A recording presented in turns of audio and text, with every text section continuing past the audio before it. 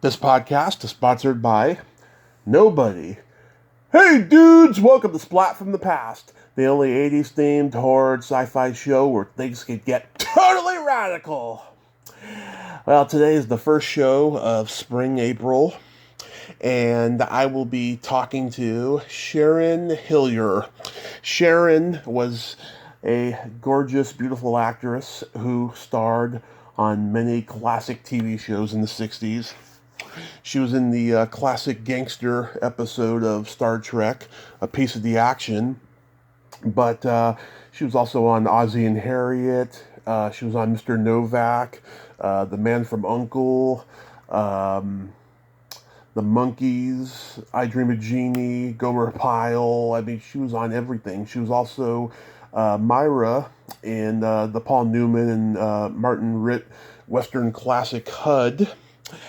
She was in A Guide for the Married Man, Walter Matthau, and she did a lot of great stuff. And then she left the business, and she's going to be at the Hollywood show in Burbank on April 15th and 16th, and it's going to be a great talk. Find out what she did after she gave up acting. It's going to be a great conversation.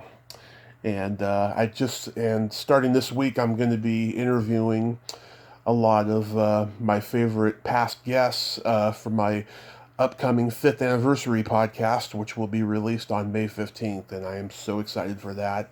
And you wouldn't believe the amount of people who said yes to those. It is just overwhelming and beautiful, and they are all so loyal to me, and it's going to be a great show. Just you wait. So yeah, here is my interview with Sharyn Hillyer. Hello. Hey Sharyn, welcome to the show. How are you today? I'm very well. It's a beautiful day in Los Angeles. Well, I wish I could say it over here in Redding. It's very cloudy, and hopefully by the late afternoon time it'll perk up. Well, I hope so for you too. This is such a great honor. Thank you for taking the time today. Oh, my pleasure. So going back in time, did you gravitate toward acting early on in your childhood? Oh, I used to pretend. I used to pretend when I was taking naps in my mother's room. I'd pretend to do commercials at her dressing table holding up perfume bottles.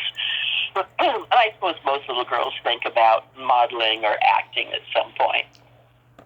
Yeah, did you do school plays and community theater and all of that? No, I did none of that. I never studied or anything. It just sort of happened, and one thing would lead to another. Mm-hmm. Did you do any modeling? I did quite a bit of modeling, either photography or showroom type things. Mm-hmm. Did you get how it all really started was I was in the Miss California contest. And two people contacted me after the contest. One was Tony Martin, who was a singer, and I spent the summer dancing with his act. And then Ozzie Nelson from the Ozzie and Harriet show contacted me, and I started working on his show. And things just sort of happened from that time on. Wow. So you were only like 18 when you started appearing on the Adventures of Ozzie and Harriet. Yes. And it was perfect. Right out of high school, it was such a safe, family-type environment. Whenever Ricky and Dave would meet someone they liked, they'd bring them on the show. They'd become part of the gang. Yeah, you're my second guest in the last week who got to be on Ozzie and Harriet. I talked to Bruce Belland from the Four Preps last week. Oh yes. Yeah. That's great. Yeah, I remember him. Yeah, did you ever get to be on there with them? Yes. I was sort of semi-regular on the show. If I didn't have a regular part, I would be an extra and just part of the gang. Yeah. What were the... At one point, Ozzie said that I had been everybody's girlfriend. He was going to write a script where I was going to be his girlfriend.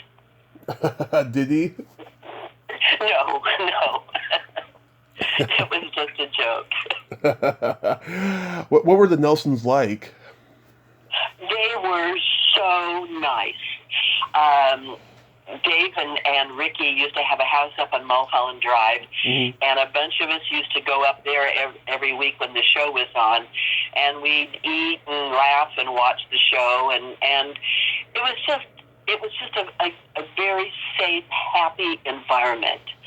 The Nelsons were delightful and nice and helpful. Harriet, there were several times she shocked me when I'd see her light up a cigarette or hear her swear. Like, Mrs. Nelson. Oh yeah, Harriet had a real potty mouth on her. Oh yeah. Because They were just nice, easygoing, very grounded people. Coming right out of high school into Hollywood, it could be, a little sleazy and creepy, but this was a delightful way to start. yeah, Bruce told me that everyone had a crush on Harriet. Yeah, she was great. Oh, It was a lot of fun. oh, but that's so cool to know though that she used to swear. I like that. Yeah. How did you get cast as Myra in HUD? Was that my name in HUD? I didn't remember that. I don't remember that. Ozzie suggested an agent for me and got me with an agent. I don't remember what their names were now. And they must have arranged it. But I had the one word. Yeah. That was my big line in HUD was one word, and not even a long word. It was just no. Yeah. And the best part, all day long, it was just the 2 days I was on it. All day long, Paul Newman was coming up with ideas for me to say my line. He'd say, Sharyn, why don't you try it this way? Go, no. So he was just fun. He was fun to work with. A really, really, really nice guy. Yeah. Did you audition for Martin Ritt? Yes. I liked him a lot, too. He was very good. Had to be strong with Paul Newman. Yeah, that just must have been so exciting to be on set with an iconic actor like Paul Newman. Oh, yeah. I was just this, 18-year-old girl right out of high school from Downey. So it was pretty thrilling. And my brother came with me the second day when they were choreographing the big fight scene in the bar. So he got a kick out of that. Yeah, I mean, he was the hottest thing in the world at that time. Absolutely, for a long time. Did he give you any advice? Only on how to say my line. What do you remember about Patricia Neal? I didn't meet her. She wasn't on the set when I worked. How about Melvin Douglas? No, he wasn't either. Brandon DeWilde was. I had a date with him. He made dinner for me. He was at the, what's the old hotel in Hollywood off of Sunset? Oh, the Hyatt? No. It's the boutique hotel that had the cottages. I can't think of the name at the moment. Where a lot of the celebrities stayed, where John Belushi died. Oh, God, I know exactly what you're talking about. Yeah. Yeah. Anyway, I remember he cooked dinner for me there one night. So. Oh. You guest starred on Mr. Novak. How was that experience? Well, I'm trying to remember the name of the star now. It was not much of anything that I recall. I don't hardly even recall much about it. But the star of it was always looking in the mirror. Oh, James Franciscus. Yeah, that was it. He was always looking in the mirror, like what? He was obsessed with the way he looked. Himself out. Yeah. I guess I hadn't seen a man spend that much time in a mirror before. Yeah. He was an interesting guy, James Franciscus. Yeah. I noticed, too, that Bonnie Franklin was in that episode long before One Day at a Time. I don't remember that. That was so long ago. It was all a long time ago. Yeah. How about, do you remember anything from Burke's Law? Oh, sure. I did several of those. That was great too. Got close with the writer, Harlan Ellison. Mm-hmm.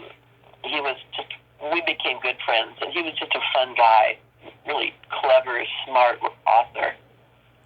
And it was fun to do the show. They let me play around with accents and doing different things with the roles that I had. Yeah, Sammy Davis Jr. was in an episode, I see. Who was? Sammy Davis Jr. Ah, okay. I don't remember. How about, do you remember Frankie and Annette were in an episode? Frank, what? Who was? Frankie Avalon and Annette Funicello. I don't know. I don't remember. I knew Frankie. A friend of mine dated him for a while. But I don't remember working with him. Yeah. And you're going way back, Tommy. But all of it was way back. Mm-hmm. Do you remember Hazel? No, I did a Hazel. Yeah. You know, I don't even remember all the shows I did. I was in a book a while back, and he listed all the credits. I went, oh, I did that? I don't remember. Yeah, I mean, you were in 11 episodes of The Man from U.N.C.L.E. Oh, well, yes, I definitely remember that. I was in the pilot, and then I was not in the first season, but then I was after that for quite a bit. Yeah, was it just one of those instances where they used you one time and then they liked you, and so they kept bringing you back? Yes. Well, I was in the pilot, and then when the show was sold, the producer called me in. One of the producers called me in for an interview and said they really liked me and wanted me to continue on the show. The only condition was he wanted me to sleep with him. Oh. And I declined, and so I was not on the show for that first season. And then after that, he was no longer a producer on the show, and they brought me back. Yay, you won. Yeah. Yeah. Oh, God. Oh, I loved doing that show. That was great. Yeah, what was Robert Vaughn like? He was very cool. First time I saw a man wearing clogs. Always between scenes, he would wear these clogs. But he was very nice, and David McCallum was a lot of fun. It was a fun set. Yeah, I mean, I always thought it was a very underrated show. I think the reason why is because the two main characters didn't have normal names. You know, there was Right. Napoleon Solo. Yeah, and then whatever, I can't remember what McCallum's name was, but yeah, they didn't have. Ilya Kuryakin was David's name. That's right. Yeah, they didn't have normal names, so I think, people have a tendency to forget about the show. You say Napoleon Solo, and they're like, who? I don't know if everyone really realized, too, it was really a comedy. Yeah, because this was like right at the height of James Bond and Dean Martin and Matt Helm and all of that stuff. It was all tongue-in-cheek. Yeah, the whole spy genre was very tongue-in-cheek. Yeah. And stuff. Yeah, and it says on IMDb that you had a credit only in the Spy in the Green Hat. That was one of the Man from U.N.C.L.E. movies. Yes. I don't even remember that, what that was. I think it started out just being one of the shows, and then they expanded it. Yeah. Do you know if you were cut or anything like that? If I was cut? Yeah, that's why you have a credit only. Oh, I don't know. It was so long ago, yeah. The book came out, and I saw the credits. I was amazed at all the things that I had done. And most of them weren't big roles, really. Yeah, it was just guest star stuff. In fact, when this author called me about this book, I said, well, I don't know that you want me in it. I mean, nothing was that big. He said, no, that fits in perfectly. And when I saw the book, it was all B-movie starlets. Right. On the cover. So I did fit in. All of us in the book had fairly small roles. Yeah, right. In 1967, you were in A Guide for the Married Man, and there's a story that you had an incident with Joey Bishop. Oh, really? Okay, I've told that, huh? Yeah. Yes, yes. Well, of course, the scene was, I was in bed with him, and it was the first time I did anything like that. I was supposedly naked, but they gave me some little pasties for my breasts, so I wasn't totally naked, and I had panties on. But during the scene, I had to jump out of bed and quickly put on clothes and leave the room because the guy's wife came in. And so Joey Bishop was not a nice person. Yeah. He was not at all. He was coming on to me and asking me out. And what made me really, really mad is he knew my husband at the time and was still doing that, which I thought was really poor form. Right. Yeah, I've heard nothing but negative things about Joey Bishop. That he was just a miserable, mean guy. And a lot of those Jewish Borscht Belt comedians from that time were like that. They didn't know how to treat women, and they were just miserable all the time. Yeah. It's awful. That's just him. Yeah. Is it true that before you did the scene, you took some kind of a stimulant? It wasn't a stimulant. It was a relaxer. I forgot what it was now, and I'd never had anything like that before. But I was so nervous about having practically nothing on in front of all these people, and someone gave me God, what was it? I don't even remember what it was. Not a stimulant. I did not need a stimulant. I needed something to relax me. Yeah, no, I mean something to relax you, and Absolutely, yeah. I totally can relate because every once in a while I'll do an episode of this podcast where me and the guest talk about our sex lives, right? And I'll drink 2 really strong cups of coffee beforehand because I mean, I have no problem talking about that, personally, but like publicly, I need, something to boost myself, for that. Imagine before you talk about your sex life. Yeah. Exactly. You can relate. Exactly. Not quite the same as being practically naked in front of 100 people. Yeah. Well, you provide, a story visual for whoever's listening. Yes. How was being directed by Gene Kelly? Were you really? No, you were in a guide for the married man. That show, yes. Yeah, that was pretty cool too. I did meet a lot of really incredible people during those years. It was pretty exciting. Especially just a girl from Downey who had never studied or anything to be involved in Hollywood and filming and TV and commercials and everything. It was pretty exciting at the time.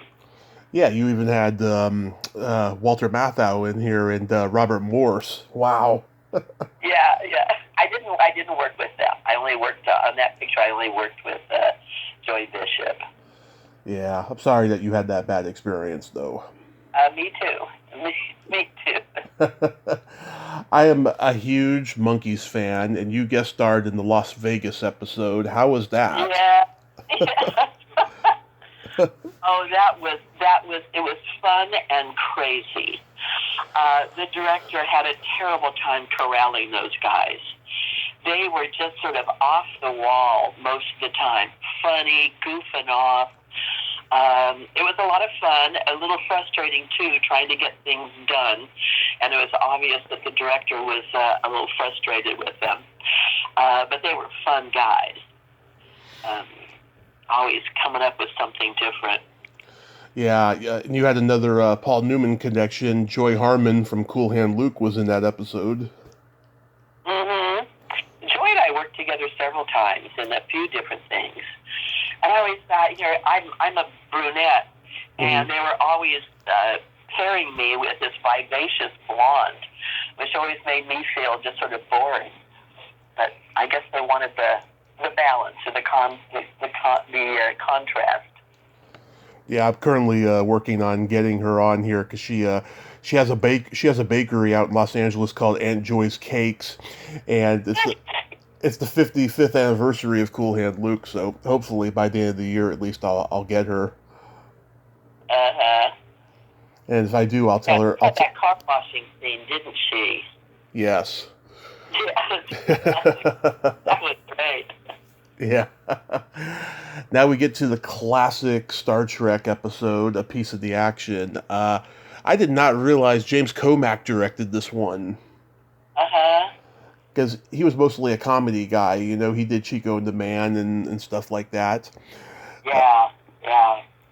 Yeah, and he was nice. I knew him otherwise, too. My husband at the time was one of the owners of a nightclub in Hollywood. Mm-hmm. That was a very popular place. And Jimmy Kovac and his wife would come in there, and so I had met him before. God, you're bringing up so many names from the past for me. People I haven't thought about for a long, long time. It's memory time. Is it a good experience? It was. It definitely was. And I didn't get that much fan mail at the time when I was doing these things. But the last few years, I have been getting tons of fan mail. Mm-hmm. And most of it from the Monkees and Star Trek. Wow. I say in Star Trek, people go on and on about it, and I say, I was in one scene. I think I had 2 lines, and in the credits, I didn't even have a name. I think I was second girl. but that episode got so much attention. Yeah. Apparently it was because of the virus, people were home all over the world watching TV. Right. And watching a lot of these old shows. And all of a sudden, I started getting all this fan mail. Yeah, it's amazing how the psychology works of somebody watching an old TV show and then they get the incentive to write a fan letter. And they're lovely. Oh, they're so sweet and respectful, and I'm getting them from all over the world. Sometimes from whole families or groups of people send them in. So that's been a real surprise, really, and a lot of fun. Yeah, you must be amazed at how iconic the series and the franchise has become, because when you were doing it, it was brand new. There were no Star Trek conventions. No, not at all. Not at all. Have you ever gotten invited to do Star Trek conventions? I don't know. I've had several invitations to appear. I thought it was Star Trek convention. And I always said no. I thought, well, who's going to want my autograph? I didn't do that much. It was no big deal. And then I started getting all this fan mail, and I got another call. At first, I thought it was a Star Trek convention, but it's not. It's the Hollywood show. Right. Which involves all kinds of different film people and TV people. And that time I said yes because I'd been getting all that fan mail. I thought, well, maybe there was an interest. I'll check it out and do it. Yeah, I've interviewed a couple of people who were in one episode of Star Trek, and they are doing the Hollywood show because Barbara Luna, she's doing the booking of all the reunions for that. Yeah, I've talked to Bobby Clark, who played the Gorn, and Charlie Brill, who was on there, and Tanya Lamani, and just a couple. Yeah, a lot of Star Trek people I saw on the list of people who are going to be at the show. Yeah, it's just amazing how how the convention scene has just expanded, to getting, people who are only in one episode or one scene of something, and Yeah. fans remember them, All of a sudden, we're a big deal. Yeah, exactly. Do you remember appearing on Get Smart? Oh, I do. Yeah. My husband loves that one. because my husband's somewhat involved in the entertainment business. He has a company that provides airline interiors to the film business, and he's loved anything to do with aviation. And the scene on the Get Smart was all in an airplane. So that's one of his favorite things that I ever did, just because it was in an airplane. Yeah. So, how about Gomer Pyle USMC? I hardly remember that. I was surprised when I saw that I had done it. Really? I mean, that's probably awful that I don't remember all these things, but a lot of them were very small, and it was a long time ago. I don't remember what I did on Gomer Pyle, but I saw in the book, I saw that I had done it. How about I Dream of Jeannie? I don't remember what I did on that one either.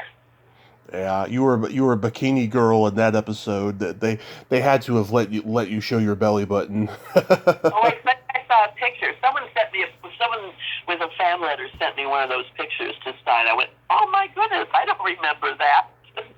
Yeah. I looked pretty good then. Did you hang around the Laurel Canyon crowd? No, I didn't. I never got into the whole Hollywood thing. Never got into the socializing and all. It just really wasn't interested. It wasn't something that appealed to you. No. And also, I'd gotten married to someone who, had a nightclub. So I was there and would run into a lot of people there. But we weren't going to the big parties and previews and premieres and all of that at all. The last credit you have here is Love American Style. What did I do on that? I have never seen an episode of Love American Style. It wasn't in syndication. No? It wasn't in syndication when I was growing up. No, oh yeah, that was a fun one. It was called Love and Marriage Counselor. You play a woman named Miss Hazelton. You did? Yeah. You know more than I do. Good Lord. So what made you leave acting after a while? Well, I was divorced at that point, and I was dating a man. Mm-hmm. And I was up for a role at 20th Century Fox. I was up for a second lead in a film. Mm-hmm. And I had already interviewed, and I was supposed to go back on a Monday morning and I met with the casting director. I was supposed to go back and meet the director and the producer on a Monday morning. And all weekend, my boyfriend was acting really strange, just kind of cold and odd. Mm-hmm. And finally, Sunday evening, I said, what's going on? And he said, I just know you're going to get this role, and I just can't see being married to an actress. And that's what did it. Married? Stupidly, I called my agent. I was with William Morris. I called my agent Monday morning and said that I was quitting and canceled the interview and never worked again. Wow. And did marry the man. I did marry the man and was married to him for quite a while. But that's why I quit. The magic word. I mean, that's how stupid I was at that point in my life. Wow. Aside from the Joey Bishop experience, did you ever experience any other Me Too crap? Oh, yes. Yeah, there was a lot of that. In the beginning, I didn't know how how to handle it. I got better and better at kind of waving it off and not getting upset or scared about it. But that was pretty common, and there were enough people who would go along with it, especially to get roles. Yeah. That a lot of guys thought they'd take a shot and see. But it was never an interest to me. I never was passionate about acting. Mm-hmm.